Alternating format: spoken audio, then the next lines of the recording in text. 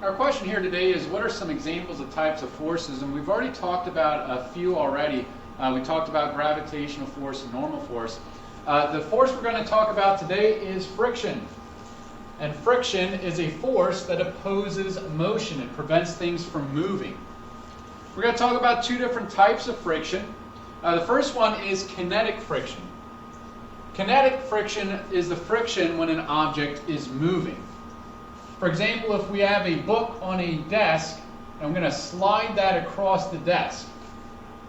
As the book is sliding, it's eventually going to slow down, and the reason it slows down is because of friction. The friction acts in the opposite direction of the motion. So if the book is moving to the right, the friction acts towards the left to slow it down. The other type of friction is called static friction.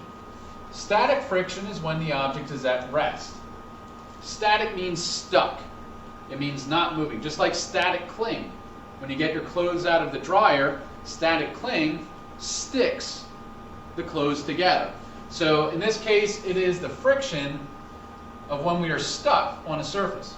For example, if a person is standing on a ramp, gravity wants to pull you down the ramp.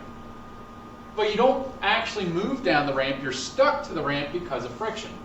Friction prevents the downward motion. Therefore, the direction of the friction in this case would be upwards, but along the ramp.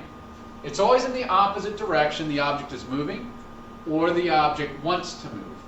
So in this situation, the person wants to move down the ramp, so the friction is angled upward, up the ramp. Now, the other thing that you want to always understand here is that static friction is always going to be greater than or equal to the kinetic friction. This static friction is usually larger because once you get the object to start moving, it's easier to keep it moving. So it's much more difficult to overcome the static than to just keep it moving. Now, a question here for you down below, it says, the force of friction on a box sliding down a ramp is 8.8 newtons. If the box is moving at a constant velocity, what is the amount of force in the direction of the movement? So what I'd like you to do is think about the idea that it's moving at a constant velocity and what that means about the forces. And I want you to write your answer below on your notes. After you've written your answer, I want you to pause the video, write your answer. And once you've written your answer, unpause and check your work. All right, welcome back here. So we said that the force of friction on a box sliding down a ramp is 8.8 newtons. If the box is moving with a constant velocity, what is the amount of force in the direction of the movement? And that amount would be 8.8 newtons. Because it is moving at a constant velocity, it is in equilibrium.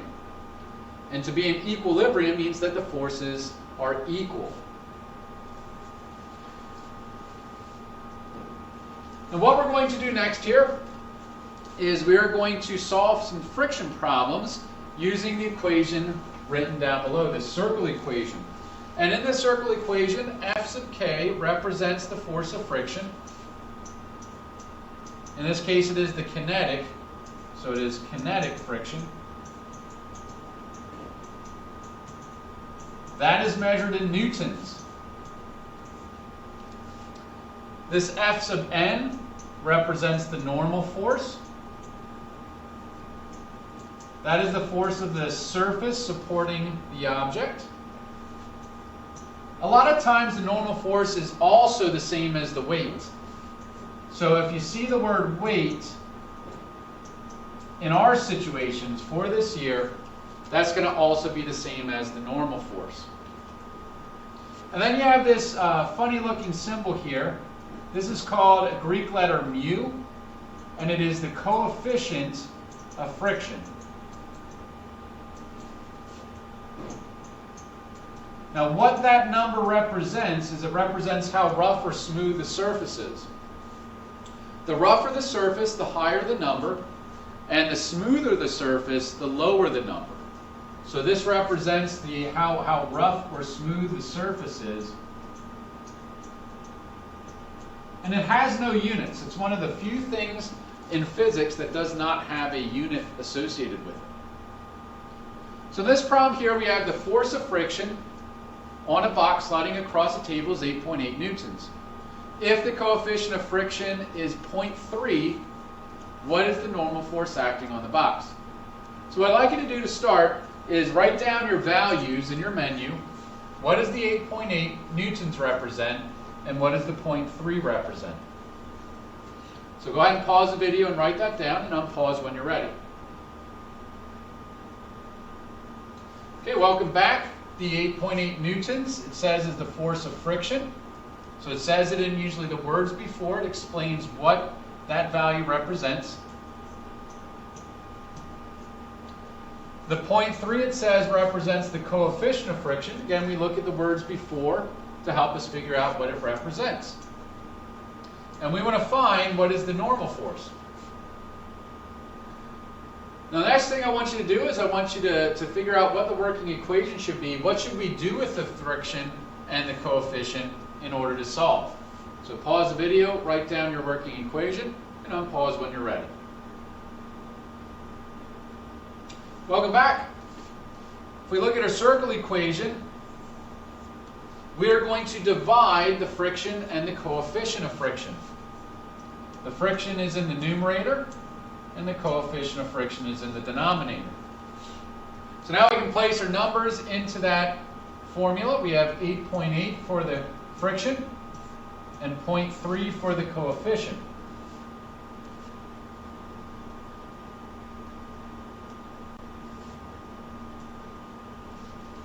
Go ahead and solve for that, and once you're ready, write down your answer with the units, and then unpause it to see how well you did.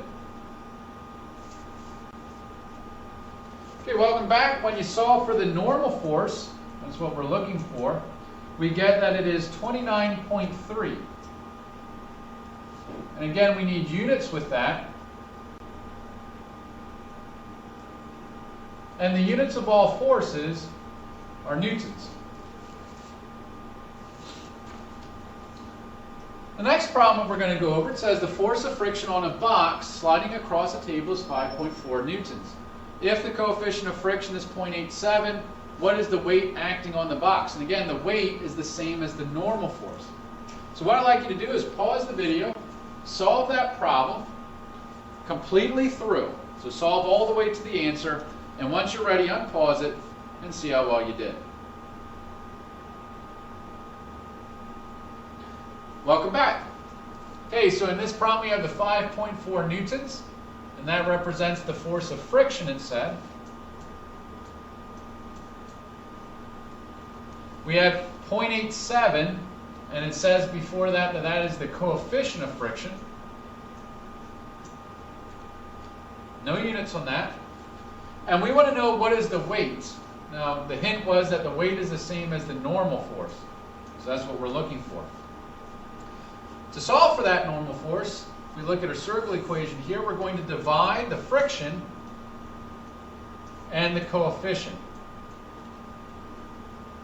Our substitutions for the friction is 5.4.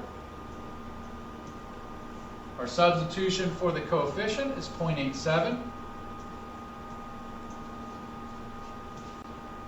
We solve for the normal force, and that comes out to be 6.2. Now, of course, we need units for that, and the unit for all forces, no matter what, are newtons.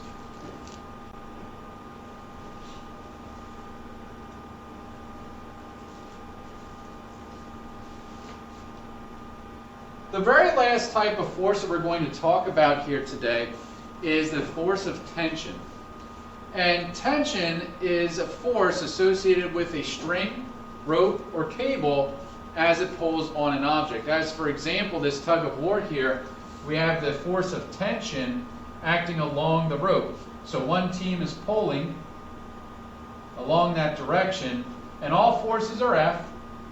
And we give a subscript to designate which type of force it is, like a G for gravity, N for normal, K for kinetic, S for static. Well, this is a T for tension force. Some other examples of tension force might be something like you have a suspension bridge. Okay, so you've got your bridge like the Golden Gate Bridge, and you have those ropes here that are going to support the bridge itself that are connected to the pillars. So you have tension in that. Another example would be somebody maybe with a yo-yo. So that would be considered a tension force in the string. As you tie your shoes, that would also be considered a tension force because that's a string, rope, or cable.